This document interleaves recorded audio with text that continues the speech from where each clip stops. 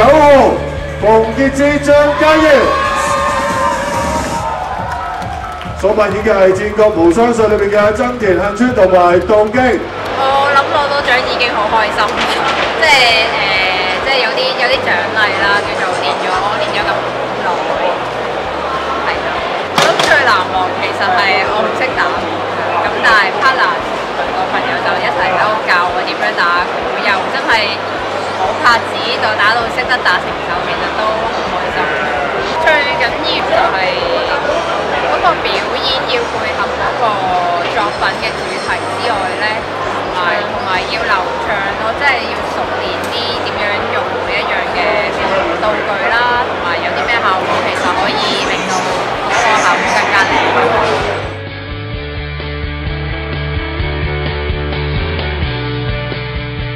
10號進擊的巨人陳善婷、黃思瑩。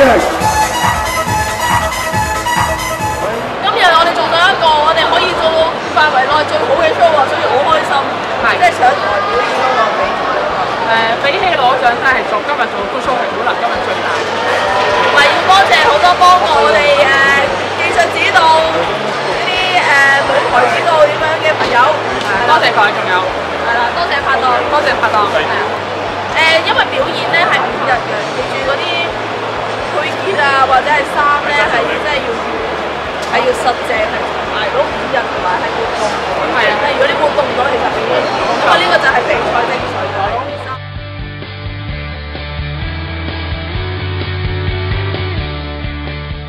眾望所歸8號謝嘉樂楊一晴。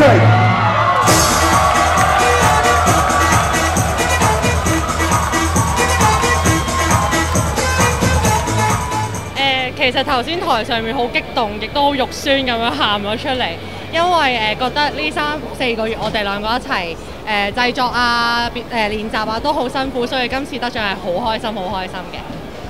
有冇咩心得？唔好放棄啦，我都第5、6次啦。